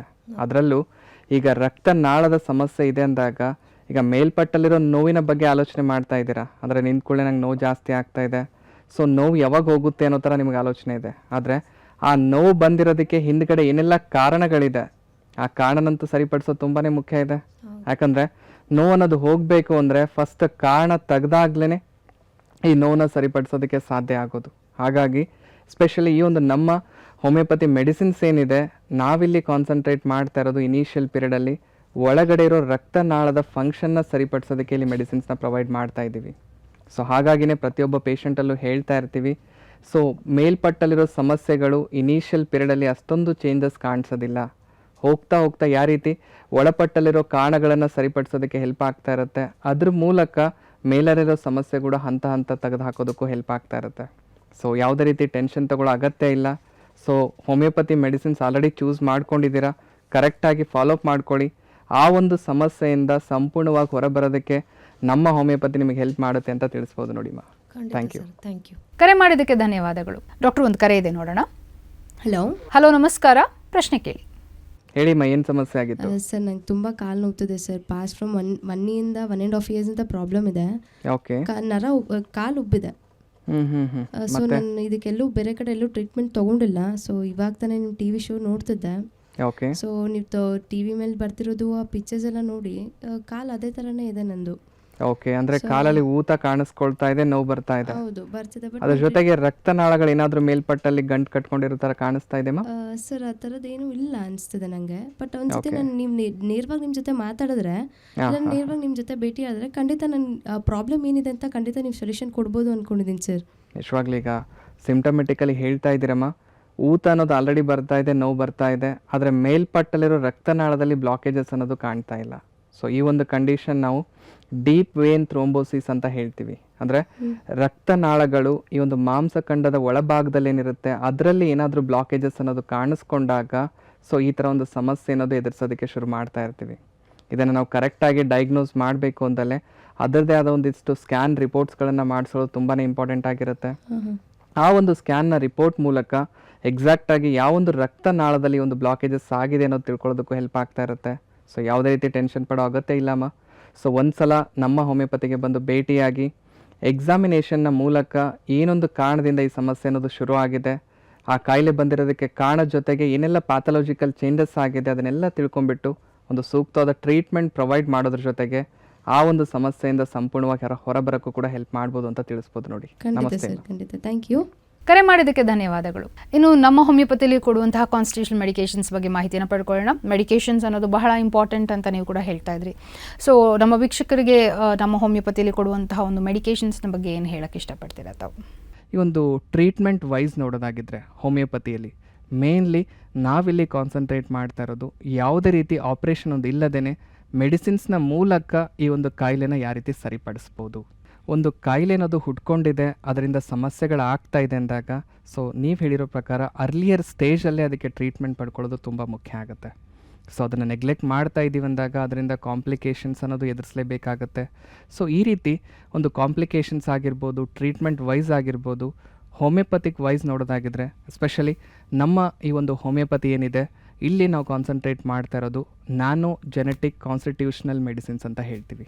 ಸೊ ಅಂದರೆ ನ್ಯಾನೋ ಅಂದರೆ ಒಂದು ಮೈನ್ಯೂಟ್ ಡೋಸೇಜಿಂದ ಸೊ ಅವರ ದೇಹಕ್ಕೆ ಅನುಗುಣವಾಗಿ ಸೊ ಟ್ರೀಟ್ಮೆಂಟ್ ಅನ್ನೋದು ಪ್ರೊವೈಡ್ ಮಾಡ್ತಾ ಇರೋದು. ಈಗ ಒಂದು ಆರ್ಥ್ರೈಟಿಸಿಂದ ಸಫರ್ ಆಗ್ತಾ ಇದ್ದಾರೆ ಪೇಷಂಟ್ ಅಂದಾಗ ಪ್ರತಿಯೊಬ್ಬರಿಗೂ ಒಂದೇ ಮೆಡಿಸಿನ್ಸ್ ಕೊಟ್ಟಾಗ ಅದರಿಂದ ಸರಿ ಹೊಂದುತ್ತೆ ಅಂತಲ್ಲ. ಈಗ ಎಕ್ಸಾಂಪಲ್ ಜ್ವರ ಬಂದಿದೆ, ಒಂದು ಪ್ಯಾರಾಸಿಟಮಲ್ ತೊಗೊಂಡ್ರೆ ಕಮ್ಮಿ ಆಗುತ್ತೆ, ಪ್ರತಿಯೊಬ್ಬರು ಅದೇ ಟ್ಯಾಬ್ಲೆಟ್ ತೊಗೋತಾ ಇದ್ದಾರೆ, ಕಮ್ಮಿನೂ ಆಗ್ತಾ ಇದೆ. ಅದೇ ಥರ ಹೋಮಿಯೋಪತಿಯಲ್ಲಿ ಈಗ ನೋವು ಬಂದಿದೆ ಅಂತ ಎಲ್ಲರಿಗೂ ನೋವಿನ ಮಾತ್ರೆಗಳು ಕೊಡ್ತಾ ಇದ್ದೀವಿ, ಆ ಥರ ಇರೋದಿಲ್ಲ. ಸೊ ಹೋಮಿಯೋಪತಿಕ್ ವೈಸ್ ಟ್ರೀಟ್ಮೆಂಟಲ್ಲಿ ನೋಡೋದಾಗಿದ್ದರೆ ಇಂಡಿವಿಜುವಲ್ ಪರ್ಸನ್ ವೈಸ್ ಟ್ರೀಟ್ಮೆಂಟ್ ಅನ್ನೋದು ಪ್ರೊವೈಡ್ ಮಾಡ್ತಾ ಇರೋದು. ಅವರ ದೇಹಕ್ಕೆ ಯಾವ ರೀತಿ ಮೆಡಿಸಿನ್ಸ್ ಅನ್ನೋದು ಸೂಟ್ ಆಗುತ್ತೆ, ಅದ್ರ ಜೊತೆಗೆ ಅವರ ದೇಹದಲ್ಲಿ ಯಾವ ರೀತಿ ಚೇಂಜಸ್ಗಳು ಆಗ್ತಾ ಇದೆ ಮೆಡಿಸಿನ್ಸ್ ಕೊಟ್ಟಾದಮೇಲೆ ಅದ್ರ ಪ್ರಕಾರ ಮೆಡಿಸಿನ್ಸಲ್ಲಿ ವ್ಯತ್ಯಾಸಗಳು ಮಾಡ್ತಾ ಬಂದಲ್ಲಿ ಆ ಒಂದು ಸಮಸ್ಯೆಯಿಂದ ಸಂಪೂರ್ಣವಾಗಿ ಹೊರಬರೋಕ್ಕೂ ಹೆಲ್ಪ್ ಆಗ್ತಾ ಇರುತ್ತೆ. ಸೊ ಆ ಒಂದು ಲೈನ್ ಆಫ್ ಟ್ರೀಟ್ಮೆಂಟ್ ಈ ಒಂದು ನಮ್ಮ ಹೋಮಿಯೋಪತಿಯಲ್ಲಿ ಪ್ರೊವೈಡ್ ಮಾಡ್ತಾ ಇದ್ದೀವಿ. ಒಂದು ಟ್ರೀಟ್ಮೆಂಟ್ ಜೊತೆಗೆ ಈಗ ಒಂದು 70-80% ನಾನು ಟ್ರೀಟ್ಮೆಂಟಿಂದ ಹೆಲ್ಪ್ ಮಾಡ್ತಾ ಬರ್ಬೋದು. ಮಿಕ್ಕಿರೋ ಒಂದು 15-20% ಏನಿರುತ್ತೆ ಮ್ಯಾನೇಜ್ಮೆಂಟ್ ಕೂಡ ಅಷ್ಟೇ ಮುಖ್ಯ ಆಗ್ತಾ ಬರುತ್ತೆ. ಆ ಥರ ಮ್ಯಾನೇಜ್ಮೆಂಟ್ ವೈಸ್ ನೋಡೋದಾಗಿದ್ದರೆ ಆರ್ಥ್ರೈಟಿಸಲ್ಲಿ ಮುಖ್ಯವಾಗಿ ಬೇಕಾಗಿರೋದು ಕ್ಯಾಲ್ಶಿಯಂ ಮತ್ತು ವಿಟಮಿನ್ D3 ಅಂದಾಗ ಕ್ಯಾಲ್ಶಿಯಂ ರಿಚ್ ಕಂಟೆಂಟ್ ಇರೋ ಈ ಒಂದು ಫುಡ್ ಹ್ಯಾಬಿಟ್ಸ್ ಅನ್ನೋದು ತುಂಬಾ ಮುಖ್ಯ ಆಗುತ್ತೆ. ಅದರಲ್ಲೂ ಈ ಒಂದು ಮಿಲ್ಕ್ ಪ್ರಾಡಕ್ಟ್ಸ್ ಆಗಿರ್ಬೋದು, ಹಾಲು, ಮೊಟ್ಟೆ ಅಥವಾ ಈ ಒಂದು ಮಿಲ್ಕ್ ಪ್ರಾಡಕ್ಟ್ಸಲ್ಲಿ ಏನೇನು ಬರ್ತಾ ಇದೆ ಅದನ್ನು ರೆಗ್ಯುಲರಾಗಿ ಕನ್ಸ್ಯೂಮ್ ಮಾಡ್ತಾ ಬರೋದು, ಫ್ರೂಟ್ಸ್ಗಳನ್ನು ರೆಗ್ಯುಲರಾಗಿ ತೊಗೊಳ್ತಾ ಬರೋದು. ಯಾಕಂದರೆ ಇಮ್ಯೂನ್ ಸಿಸ್ಟಮ್ ಇನ್ವಾಲ್ವ್ಮೆಂಟಿಂದ ಕೂಡ ಇಲ್ಲಿ ಕಾಯಿಲೆ ಹುಟ್ಕೊಳ್ತಾ ಇದೆ. ಸೊ ನಮ್ಮ ಇಮ್ಯೂನ್ ಸಿಸ್ಟಮೇ ವಿರುದ್ಧವಾಗಿ ಕೆಲಸ ಮಾಡ್ತಾ ಇದೆ ಅಂದಾಗ ಆದಷ್ಟು ಈ ಒಂದು ಸಿಟ್ರಿಕ್ ಆ್ಯಸಿಡ್ ಕಂಟೆಂಟ್ ಇರೋ ಫ್ರೂಟ್ಸ್ಗಳು ತುಂಬಾ ಹೆಲ್ಪ್ ಆಗ್ತಾ ಇರುತ್ತೆ. ಆರೆಂಜ್ ಆಗಿರ್ಬೋದು, ಸಂತ್ರ ಆಗಿರ್ಬೋದು, ಅಥವಾ ಈ ಒಂದು ದಾಳಿಂಬ್ರ ಆಗಿರ್ಬೋದು. ಸೊ ಈ ಥರ ಫ್ರೂಟ್ಸ್ಗಳನ್ನು ತಗೊಳ್ತಾ ಬರೋದು, ಅಥವಾ ಲೆಮನ್ ಆಗಿರ್ಬೋದು. ಸೊ ಇದನ್ನು ರೆಗ್ಯುಲರಾಗಿ ಕನ್ಸ್ಯೂಮ್ ಮಾಡ್ತಾ ಬಂದಲ್ಲಿ ನಮ್ಮ ಒಂದು ಇಮ್ಯೂನ್ ಸಿಸ್ಟಮ್ನ ನಾವು ಬೆಳೆಸೋದಕ್ಕೂ ಹೆಲ್ಪ್ ಆಗ್ತಾ ಇರುತ್ತೆ. ಈ ರೀತಿ ಒಂದು ಸಮಸ್ಯೆಗಳು ಏನು ಬರ್ತಾ ಇದೆ ಅದರಿಂದ ದೂರ ಇರೋದಕ್ಕೂ ಕೂಡ ಸಾಧ್ಯ ಆಗ್ತಾ ಇರುತ್ತೆ. ಅದರ ಜೊತೆಗೆ ಫಿಸಿಕಲ್ ಆ್ಯಕ್ಟಿವಿಟೀಸ್ ಅಷ್ಟೇ ಮುಖ್ಯ ಆಗುತ್ತೆ. ಎಸ್ಪೆಷಲಿ ಈ ಒಂದು ಸರ್ವೈಕಲ್ ಅಥವಾ ಲಂಬರ್ ಸ್ಪಾಂಡಿಲೈಟಿಸಲ್ಲಿ ಏನಾಗ್ತಾ ಇದೆ, ಸೊಂಟ ನೋವು ಬಂತು, ಕತ್ತು ನೋವು ಬರ್ತಾ ಇದೆ, ಅದೇ ಕತ್ತು ನೋವಿಂದ ಕೈಗಳಲ್ಲಿ ಜೋಮ್ ಬರ್ತಾ ಇದೆ, ಎಳೆತ ಬರ್ತಾ ಇದೆ, ನಿಶಕ್ತಿ ಅನ್ನಿಸ್ತಾ ಇದೆ. ಇವೆಲ್ಲ ಸಮಸ್ಯೆಗಳನ್ನು ನಾವು ಕಂಟ್ರೋಲಲ್ಲಿ ಇಟ್ಕೋಬೇಕು. ಅದರಿಂದ ಅವಾಯ್ಡ್ ಮಾಡಬೇಕು ಅಂದರೆ ರೆಗ್ಯುಲರ್ ಆಗಿ ಫಿಸಿಕಲ್ ಆ್ಯಕ್ಟಿವಿಟೀಸ್ನ ಇಟ್ಕೊಳ್ಳೋದು ತುಂಬ ಮುಖ್ಯ ಆಗುತ್ತೆ. ಯಾಕಂದರೆ ಮೋರ್ ದೆನ್ 8 hours ಅಥವಾ 10 hours ಒಂದೇ ಜಾಗದಲ್ಲಿ ಕೂತ್ಕೊಂಡು ನಾವು ಕೆಲಸ ಮಾಡ್ತಾ ಇದ್ದೀವಿ, ಅಥವಾ ಕಂಟಿನ್ಯೂಸ್ ಆಗಿ ಈಗ ಡ್ರೈವರ್ಸ್ ಏನು ಮಾಡ್ತಿರ್ತಾರೆ, ಕಂಟಿನ್ಯೂಸ್ ಆಗಿ ಡ್ರೈವಿಂಗ್ ಮಾಡ್ಕೊಂಡಿರ್ತಾರೆ. ಆ ಥರ ಇದ್ದಾಗ ಕಂಟಿನ್ಯೂಸ್ ಆಗಿ ಈ ಒಂದು ಜಾಯಿಂಟ್ಸಲ್ಲಿ ಪ್ರೆಷರ್ ಏನು ಬೀಳ್ತಾ ಇದೆ ಅದರಿಂದ ಹೊರ ಬರಬೇಕು ಅಂದಲ್ಲಿ ಈ ಒಂದು ಫಿಸಿಕಲ್ ಆ್ಯಕ್ಟಿವಿಟೀಸ್ ತುಂಬಾ ಮುಖ್ಯ ಆಗುತ್ತೆ. ರೆಗ್ಯುಲರಾಗಿ ಒಂದು 30 minutes ಆದರೂ ವಾಕ್ ಮಾಡ್ಕೊಳ್ಳೋದು, ಸ್ವಲ್ಪಷ್ಟು ಎಕ್ಸಸೈಸ್ಗಳನ್ನು ಹ್ಯಾಬಿಟ್ ಮಾಡಿಕೊಂಡಾಗ ಈ ಥರ ಸಮಸ್ಯೆಗಳಿಂದ ದೂರ ಇರೋದಕ್ಕೆ ಸಾಧ್ಯ ಆಗುತ್ತೆ. ಅದ್ರ ಜೊತೆಗೆ ಆರ್ಥ್ರೈಟಿಸಲ್ಲಿ ಕೊನೆಯದಾಗಿ ಒಂದು ಹೇಳಕ್ಕೆ ಇಷ್ಟಪಡ್ತೀನಿ, ಒಂದು ಸಲ ಆರ್ಥ್ರೈಟಿಸ್ ಅನ್ನೋ ಒಂದು ಸಮಸ್ಯೆಯಿಂದ ಬಳಲ್ತಾ ಇದ್ದೀರಾ ಅಂದಾಗ ಯಾವುದೇ ರೀತಿ ಟೆನ್ಷನ್ ತಗೊಳ್ಳೋ ಅಗತ್ಯ ಇಲ್ಲ. ನಮ್ಮ ಹೋಮಿಯೋಪತಿಯಲ್ಲಿ ಇದಕ್ಕೆ ಒಂದು ಒಳ್ಳೆ ಟ್ರೀಟ್ಮೆಂಟ್ ಅನ್ನೋದು ಪ್ರೊವೈಡ್ ಮಾಡೋದರಲ್ಲಿ ಹೆಲ್ಪ್ ಆಗ್ತಾ ಇದೆ. ಎಷ್ಟೋ ಜನ ಆಲ್ರೆಡಿ ಇಲ್ಲಿ ಟ್ರೀಟ್ಮೆಂಟ್ ಪಡ್ಕೊಂಡು ಆ ಒಂದು ಸಮಸ್ಯೆಯಿಂದ ಕಂಪ್ಲೀಟಾಗಿ ಹೊರ ಬಂದಿರೋ ಕೇಸ್ಗಳನ್ನು ಕೂಡ ನಾವು ನೋಡ್ತಾ ಇದ್ದೀವಿ. ಸೊ ಈ ಥರ ಒಂದು ಕಂಡೀಷನಿಂದ ಸಫರ್ ಆಗ್ತಾ ಇದ್ದಲ್ಲಿ ಒಂದು ಸಲ ನಮ್ಮ ಹೋಮಿಯೋಪತಿಗೆ ಬಂದು ಭೇಟಿಯಾಗಿ ನಿಮ್ಮ ಸಮಸ್ಯೆ ಈಗ ಪ್ರೆಸೆಂಟ್ ಯಾವ ಒಂದು ಕಂಡೀಷನಲ್ಲಿದೆ, ಯಾವ ರೀತಿ ಒಂದು ಟ್ರೀಟ್ಮೆಂಟ್ನ ಅಗತ್ಯ ಇದೆ, ಏನು ಸಮಯ ಬೇಕಾಗ್ಬೋದು, ಈ ಒಂದು ಮಾಹಿತಿ ಅನ್ನೋದು ಕೊಡೋದ್ರ ಜೊತೆಗೆ ಒಂದು ಒಳ್ಳೆ ಟ್ರೀಟ್ಮೆಂಟ್ ಪ್ರೊವೈಡ್ ಮಾಡೋದ್ರಲ್ಲೂ ಕೂಡ ಹೆಲ್ಪ್ ಮಾಡ್ತೀವಿ ಅಂತ ತಿಳಿಸ್ಬೋದು. ವೀಕ್ಷಕರೇ, ಕಾರ್ಯಕ್ರಮ ನೋಡಿದ್ರಲ್ಲ, ಆರ್ಥರೈಟಿಸ್ ಸಮಸ್ಯೆ ಆಗಿರ್ಬೋದು, ಬೇರೆ ಇತರೆ ಯಾವುದೇ ಸಮಸ್ಯೆಗಳಾಗಿದ್ರೂ ಕೂಡ, ಸ್ಕಿನ್ನಲ್ಲಿ ಸಮಸ್ಯೆ ಆಗಿರ್ಬೋದು, ಡಯಾಬಿಟಿಸ್ ಆಗಿರ್ಬೋದು, ಹಲವಾರು ರೀತಿಯಾದಂತಹ ಒಂದು ಸಮಸ್ಯೆಗೂ ಕೂಡ ನಮ್ಮ ಹೋಮಿಯೋಪತಿಯಲ್ಲಿ ನಿಮಗೆ ಶಾಶ್ವತವಾದಂತಹ ಗುಣಮಟ್ಟವಾದಂತಹ ಪರಿಹಾರ ಉಂಟು. ಸೊ ಖಂಡಿತ ಸಮಸ್ಯೆಗಳಿದ್ದಲ್ಲಿ ನೀವು ಕೂಡ ಒಮ್ಮೆ ನೇರ ಭೇಟಿ ಮಾಡ್ಬೋದು ಅಂತ ತಿಳಿಸ್ತಾ ಕಾರ್ಯಕ್ರಮ ವೀಕ್ಷಣೆ ಮಾಡಿದ್ದಕ್ಕೆ ಧನ್ಯವಾದಗಳು. ನಮ್ಮ ಹೋಮಿಯೋಪತಿ ಆರೋಗ್ಯ ಸಂಜೀವನಿ.